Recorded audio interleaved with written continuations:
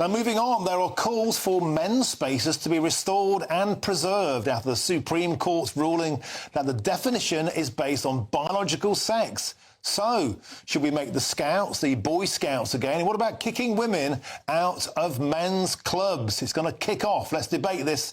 I'm now joined by the men's activist Peter Lloyd and the self-confessed anarchist, feminist and author Lisa Mackenzie. Both of these people I consider as pals.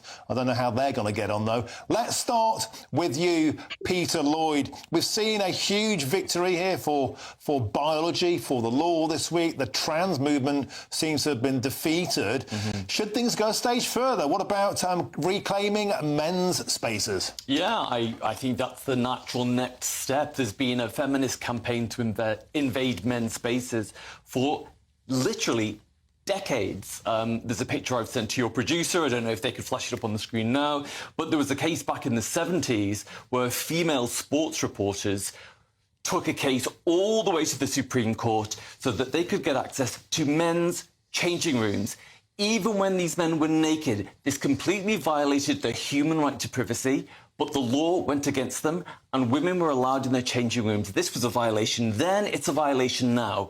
So yes, it does happen, and quite frankly, I've watched with interest when women have complained about men doing the same in return.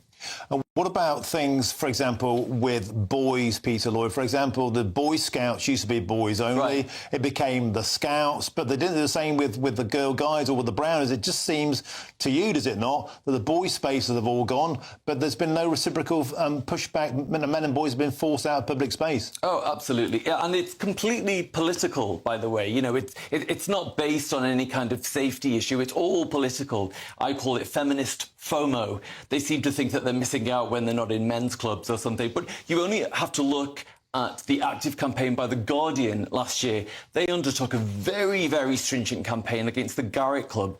Who's offended by the Garrett Club? It's been there for years. No one's bothered about it. But of course, all the feminists wanted access because it was one place they decided they couldn't get into. It's such a double standard, and it really highlights the hypocrisy in the sisterhood. I'm sure Lisa's going to disagree with me, but I love Lisa. Hi, Lisa. So nice to see you. Lisa Mackenzie, do you have feminist fear of missing out of being in these spaces? Do you know what, Martin? I really do not, because I grew up, as you know, in Nottinghamshire, where there was many working men's clubs. You know, I know exactly what happens, you know, in the smoking room, in the tap room, in a pub. And actually, most women never wanted to go in there anyway. Why did we want to go in there? You know, we had our own, we had the best side. So I'm not sure there are many spaces that are men's spaces. I'm not sure there are any men's spaces anyway, really, where they'd want us to stay out. My experience is they always want us to come in. I mean, you know, the amount of nightclubs in Nottingham that used to be women could get in free, so the blokes would come and pay. You know, that I don't see that. I don't know if this is the issue. All those rugby clubs where the women are sort of taking the spots of men. You know, I'm not sure where women are invading men's spaces. I'll be honest, I've never heard of this before. Well, it really is a thing, and I can tell you from anecdotal evidence that it does happen on a regular basis. You go to any nightclub or any bar, even in central London, when there's a large queue for the ladies' toilet, they are more than happy to invade the gents.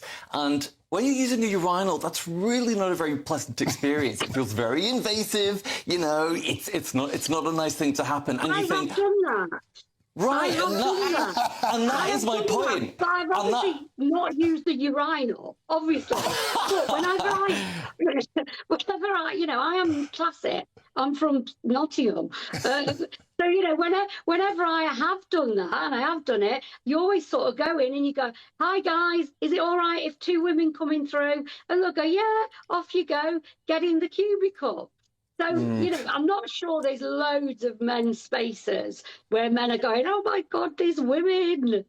But it is true to say, though, that there are a magnitude of women-only spaces which women have fought long and hard for. And, you know, and that's never really been pushed back against by men. But, for example, the Boy Scouts, you know, was a magnificent place where boys can learn a lot from being around other boys, and there's been no, what I'm trying to say is it's all about gender neutrality so long as it's men who are getting pushed out. Peter, am I wrong? No, you're completely right, Martin. And this has been going on, as I said earlier, for literally decades, and it's going to continue for more decades. And this is very disturbing when you think that, men's mental health, men's suicide rate is at an all-time high. Men clearly need a space where they can be themselves without judgment from women. And I am sorry, but it's women who judge men. It's not other men who really judge them. It's women, and that is why men don't cry in front of women. It's why men don't show emotion in front of women, because they fear being judged. We're constantly told men need to show more emotion, men need to cry more. I'm sorry, they already do. You go to any football match, men are crying, cheering, hugging each other, kissing each other. They are emotionally literate in spades. It's not that they cannot do it, it's that they can only do it in an environment where they feel safe. And that is why men's spaces are important, because at the moment they're constantly surrounded by women and they can't be the true selves. Lisa? Yeah, I'm not having that. I'm not having that. I mean, I'm not having that at all. I mean, I think if men are going to, if anybody's judging men for showing emotion or crying, it is other men. That's what other men do. It's other men that do that. Women, there'll be women all over the nation now crying out, saying, "Men, be more emotional. Be more, get emotional." But actually, it is other men that judge men, not women.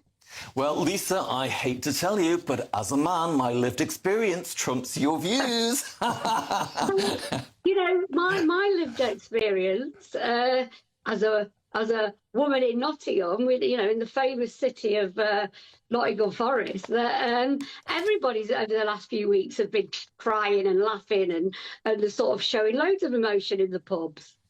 I mean, we're kind of joking about it now, but obviously I've always fully supported women having their own spaces separate from men. All I ask is that the same is done in return and that men also get their own spaces.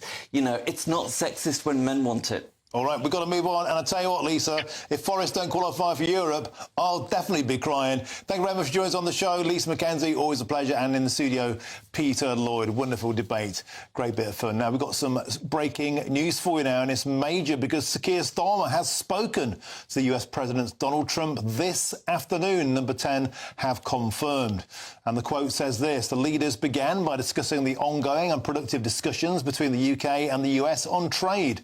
And the Prime Minister has reiterated his commitments to free and open trade and the importance of protecting the national interest. And they went on that they agreed to stay in touch. So just to repeat there, number 10 has confirmed. Breaking news: Keir Starmer has spoken to US President Donald Trump this afternoon. They began by discussing the ongoing and productive discussions between the UK and the US on trade. And the Prime Minister reiterated his commitment to free and open trade and the importance of protecting the national interest. They agreed to stay in touch. We'll have more on that as we get more detail from number 10. Now, coming next, should we bring back the coal pits, bring back the coal mines? They might save our steel. Reform UK MP Richard Tice joins me next in the studio. I'm Martin Daubney on GB News, Britain's News Channel.